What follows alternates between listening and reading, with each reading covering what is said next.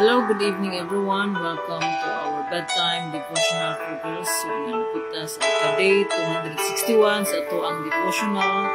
Today is Wednesday, October 9, 2024.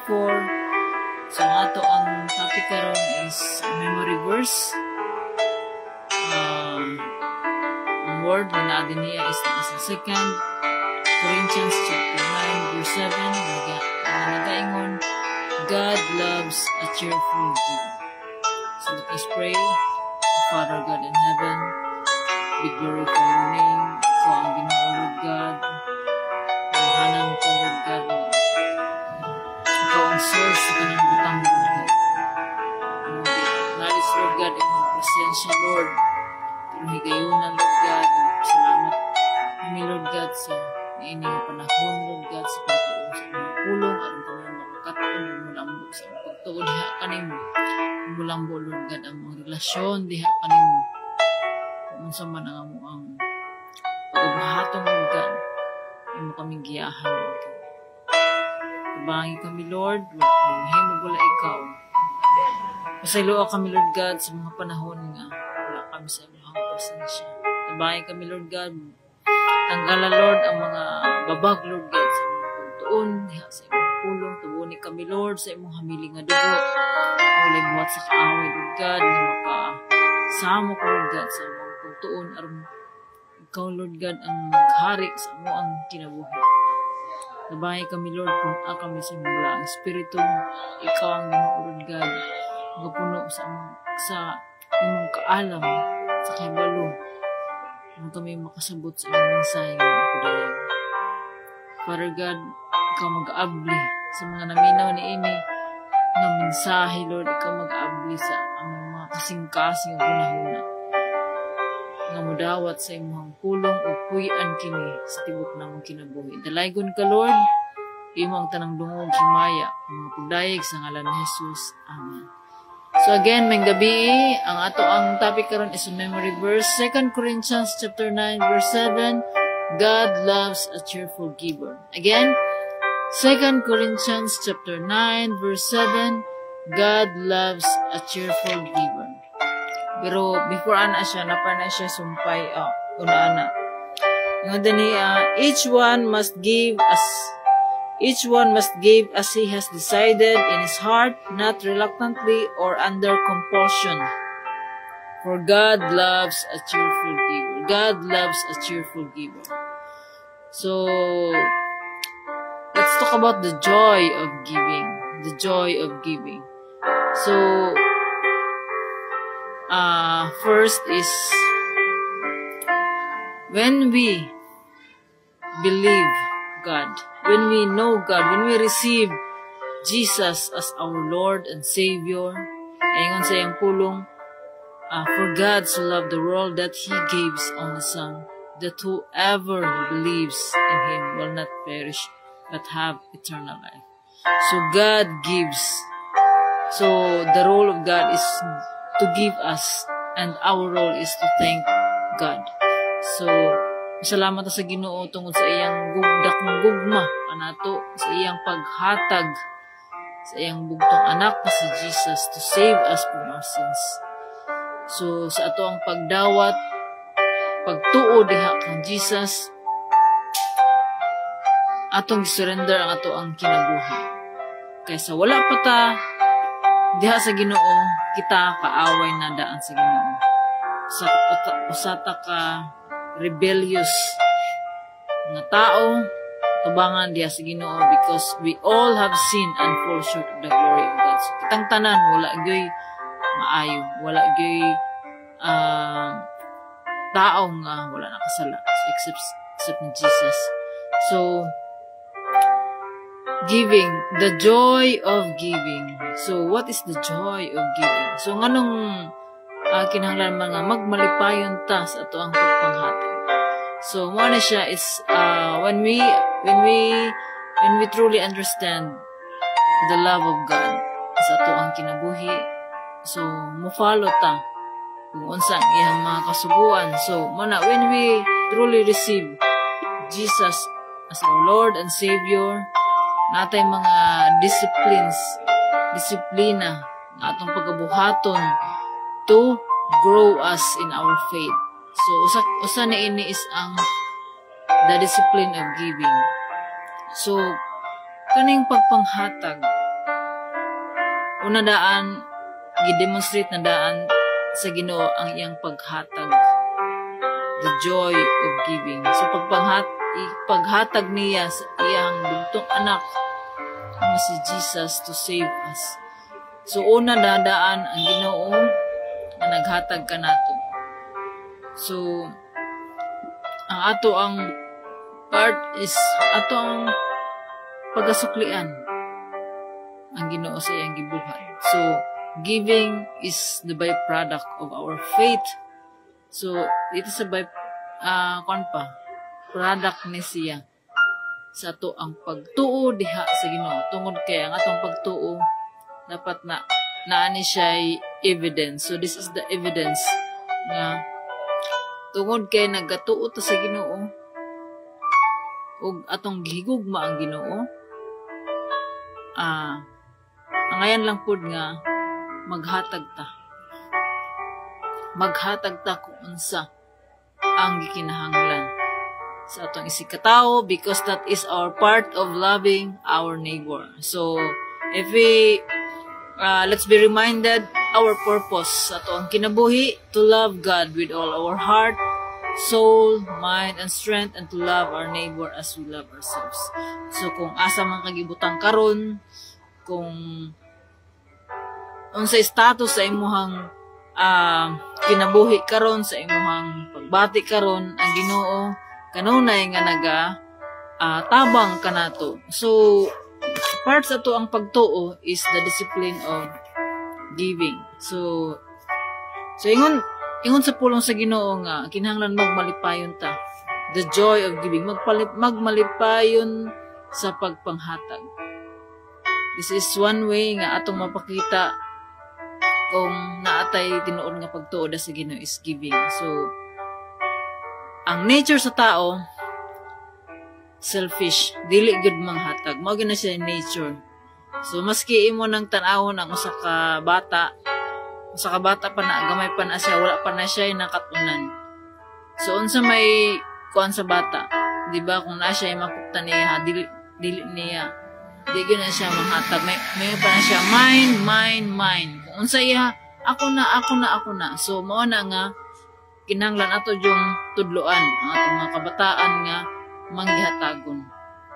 Tungod kay by nature, our nature. So kung makasabuta sa nature sa tao is makasabuta nga kung unsa gayud kinahanglan nato pagatudloan about giving.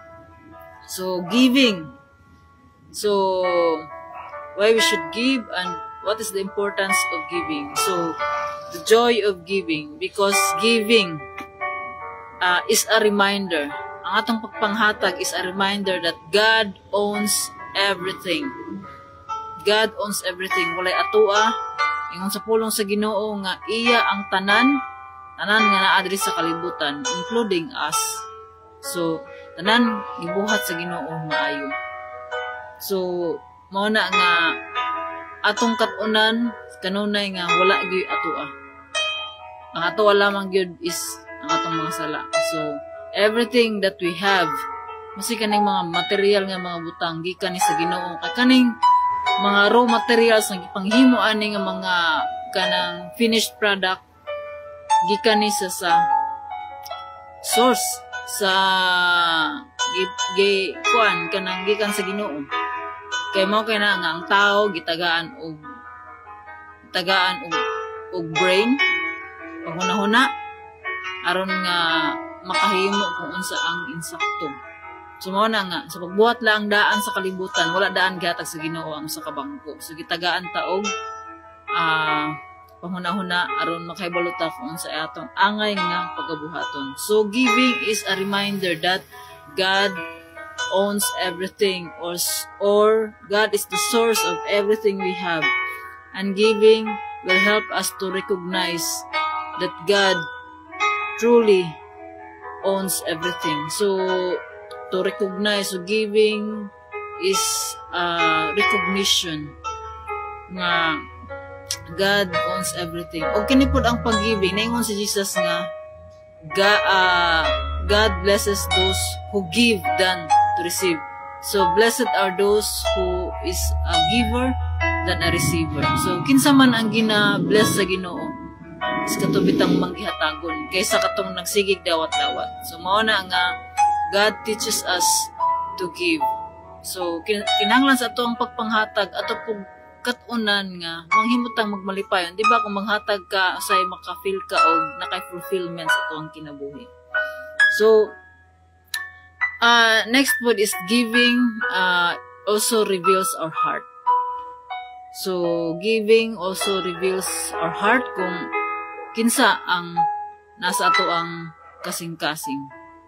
So nga ato ang ibutang kanunay sa ato ang kinabuhi ang Ginoo. God always first in our lives. Tungod kay ingon sa iyang pulong, seek first the kingdom of God and His righteousness, and all these things shall be added unto you. So ang pagkamatarong sa Ginoo is mao na siya ang tong pag-obey sa iyang mga kasuguan. So usa sa mga kasuguan sa Ginoo is to give. Give with a joyful heart. So mao kini nga mao kani ang mga sa mga katunan nato nga ang pagpanghatag. Giving also invite us of the outpouring blessings sa Ginoo. So giving is a way of receiving God's blessing. Kay kung kinsa katong matinumanon na sa Ginoo, obedient sa kasuguan sa Ginoo, siya pud ang makadawat pud sa panalangin sa Ginoo. So di po nato ni ikuan nga kanabitawng manghatag ta tungod kay para makadawat ta. No, dapat katunan nato nga ang pagpanghatag mao po niya siya ang ato ang ebidensya sa ato ang tinuod nga pagtuo sa Ginoo. God knows our heart. So ang intention sa ato ang kasing-kasing nakaibalo ang Ginoo miski wala pa nato hunahunaa, kaibalo na daan ng Ginoo, kaibalo na daan even our secret na to ng mga secret. So mao ni siya nga ang Ginoo kanunay nagatudlo sa ato nga to be a generous giver. Tungod kay una na daan ang Ginoo is a generous giver. Tungod kay iyang gihatag ang Ginoo si Jesus to save us. So God gives His Son. So, mo na siyang pinaka the best na definition sa giving is to give the one that kanang only Son sa Ginoo to save us. So, mapun na ang ato ang that's kanang example, the best example about giving. So, ang pag-give po, the joy of giving, ikani pong pagpanghatag po, dili po ni siya nga, kuandra po ni siya, financial, ang pagpanghatag, kung unsa ang atong nadawat, mapod ang ato ang mahatag. So, dili ta makahatag kung unsay wala nato. Makahatag ta, kung naa na ta, kung naa ang gugma sa Ginoo kanato, makahatag po ta, o gugma sa ibang tao. So, kung naatay ka na pong time po, ato po na siyang mahatag. Tungod kay gitagaan tag time sa Ginoo. So, mao po ni atong panghatag. O mga materials, nga bahin, nga makatabang, o mga financial na makatabang. So, God teaches us to be a cheerful giver. So, kung gusto ka mo hatag, tapos kuha nang imuhang kasing-kasing, bugat imong kasing-kasing ang muhatag, ayaw na lang maghatag. Kay, dili kay bless sa Ginoo kung ang imong kasing-kasing is not right. So, kung inana ang imuhang, kung na kay pagbati ngayon ana, iampo ka na sa Ginoo. Lord, unsa man ni nga pagkuan. Murag, gusto ko muhatag pero kanang murag dili ko murag na ay something nga nakababag. So mao na nga ang Ginoo gina-train ta. So ang ato ang mindset, gina-train ang atong mindset while we are here on earth. So ang kita nga naadna pa diri sa kalibutan, so ato ang kinabuhi diri sa kalibutan mubo lamang. Kay ang after ani is eternity. So eternity wala toy kuan kung pinaratan karon. So our lifespan diri sa kalibutan is 70 years old. So kung nilapas taan ang edad, so bonus na nang aghatag sa Ginoo sa atoa. So karon mao ni siya ang ato ang devotional karon is for God loves a cheerful giver. So kita ang mag kuan kung unsa ang atong ihatag sa Ginoo. So from the Old Testament nga gimanduan og tithing about 10%. So 10% ato ang ikuan. Ang sa New Testament wala gi-abolish ni Jesus ang tithing. But ingon si Jesus nga siya pa nagpalig-on, iyang gipalig-on ang mga balaod na para to correctly kanang implement sa mga balaod. Tungod kay nawala na bitaw ang essence, wala na ang gugma. So ang purpose kung anong ang Ginoo ni anhi diri ang ano ang mga kuan bitaw kanang mga paghimo og mga maayo nabali na hinuon mahimo kag maayo tungod kay you want to earn the favor of God. God loves us for what we are. So dili ang atong mga maayong buhat maoy gusto ta maka-earn sa favor sa Ginoo. Ang Ginoo nahigugma kanato dili tungod sa ato ang nabuhat kun dili tungod kay sa iyang pagkaginoo. God is love.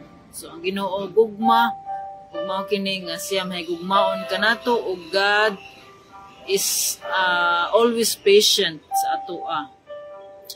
Kinahanglan nga inat pa gyud ang iyang pagpasensya kanato nga mabalik diha sa Ginoo. So dili nato kalimtan unahon gayud nato kanunay ang Ginoo. Tungod kay mao ka na iyang sugo ug ang iyapong kasuguan pod. According sa pulong sa Ginoo, kinahanglan ta magkat-on, magbasa, magtuon, magkat-on ta kung unsa man ang ato ang nabasa, ato kining i-apply. Tungod kay ang promise sa Ginoo, daghanong promises sa Ginoo. So we should read the Bible to know God. To know God, to know Him, to know His principle. Kay mao na nga if we truly understand the love of God, makahimo gyud ta sa ipabuhat sa Ginoo sa ato. So may nga nga lisod ang pagsunod sa Ginoo. Yes. It's not easy. Wala ang nag-promise ang Ginoo nga easy ang kinabuhi. Ang gi-promise sa Ginoo nga sa matag sitwasyon nga ato ang giatubang kanunay ug andam ang Ginoo nga motabang kanato. Mao kana ang kinahanglan mangayo ta kanunay ug tabang kaniya tungod kay mao kana ang gusto sa Ginoo. Mao kana kung ang usa ka relasyon aduna gyud communication aron molambo ang usa ka relasyon. So God communicates to us through His word. So kinahanglan basahon nato kung unsa ang istorya sa Ginoo kanato. Ug kita po mag-istorya sa Ginoo pinaagi sa atong mga pagpunta. So karon mao gani ang ato ang devotional karon is about God loves a cheerful giver. So in 2 Corinthians chapter 9 verse 7, God loves a cheerful giver. So kinahanglan magmalipayon ta sa ato ang pagpanghatag. So, at first, marag, kuan pa, kanang, ginatrain pa ka, para sa bata, so sa kabata, nga ginatrain pa, di pa mga manghatag. Pero kadugayan, kung may mo na nato nga habit, ang pagpanghatag, makuha na ta, kibali, marag, ma-feel, kuan ta, kanang satisfied or fulfilled, kung nakatabang ta sa katao. Kanabitaw ang manghatag ta, nga walay kapalit. Nga manghatag ta nga tungod kay nanginahanglan ug wala na ta naghunahuna og kapalit tungod kay ang Ginoo mao kanang iyahang sugo kanato nga kanatong pagpanghatag atong ning buhaton kanang insa nga motivated by love. So dili nga motivated ta nga manghatag ta tungod kay aduna tay makuha. No, dili na i-bless sa Ginoo. So if God blesses those who gives without condition. So mao kini ang gusto sa Ginoo nga kanato og ato ning kat-unan ug sa ato ang pagkat-on ato ning i-apply. Ato ning i-apply sa matag usa sa atong kinabuhi kanunay nga mag-apply ta. So usahay lisod man na ating mga panahon nga lisod mo obey sa Ginoo pero maningkamot ta. Tungod kay samtang naapa ta diri sa kalibutan, we are still work in progress. Meaning dili pagid ma-perfect ang tanan. Ang Ginoo nakakita sa matag usa kanato na nakita niya atong matag usa kasing-kasing una-una. Kana gusto sa Ginoo nga i-change atong mindset tungod kay diri sa munahuna mo'y maguna. Ingon sa iyang pulong, ayaw kamo pahiuyon sa batasan ni ining panahona. Dili ipabag-o hinuon sa Ginoo ang inyong mga pangunahuna aron makasayod kamo unsa ang iyang kabubuton na maayo, hingpit ug makapahimuot diha sa Ginoo. So dili nato kalimtan ang atong purpose sa diri sa kalibutan, to love God with all our heart, soul, mind, and strength, and to love our neighbor as we love ourselves. So kung ang gugma mao na nagmotivate kanato sa pagbuhat og maayo, pagbuhat og pagpanghatag, manglipay gayud ang Ginoo. So daghang salamat og to God be all the glory. So let us pray. Father God in heaven, daghang salamat Lord sa imong pulong. Salamat Lord God sa imong mensahe Lord kung unsa ang pagpanghatag Lord God nga pinaagi sa imong gugma nga among nadawat kami usad makahigugma sa among sikataw ug kini makahatag kanamo og pagbuhat Lord God sa pagpanghatag. Nalaygon ka Lord, salamat Lord God niining mensahe. Ug sa mga naminaw Lord God, ikaw mga blessed Lord God. I-bless pa nimo Lord God ang mga kasing-kasing nga manghatagon. Nga daghan pa Lord God ang matabangan nga mahimo kadtong mga tao Lord God nga manghihatagon nga answered prayer for those people Lord God nga nanginahanglan. Father God, ikaw mag-abli sa mga hunahuna o kasing-kasing Lord sa mga makapaminaw ni ining nga mensahe. Ikaw ang Ginoo, ikaw ang tag-iya ni ining tanan. Ug tungod sa among pag-acknowledge diha kanimo Lord God, ang ayan lamang gayud Lord nga amo ang buhaton kung unsa ang makapahimuot diha kanimo. Salamat Lord God sa imong pag-uban gikan sa pagsugod sa pagtapos. Ang imong pangalan mo ay matuod. Dalaygon ka Lord sa way katapusan sa ngalan ni Jesus. Amen. Salamat sa tanan. Mayong gabi. O ang Ginoo magapanalangin ka natong tanan. Good night. See you tomorrow. Bye-bye.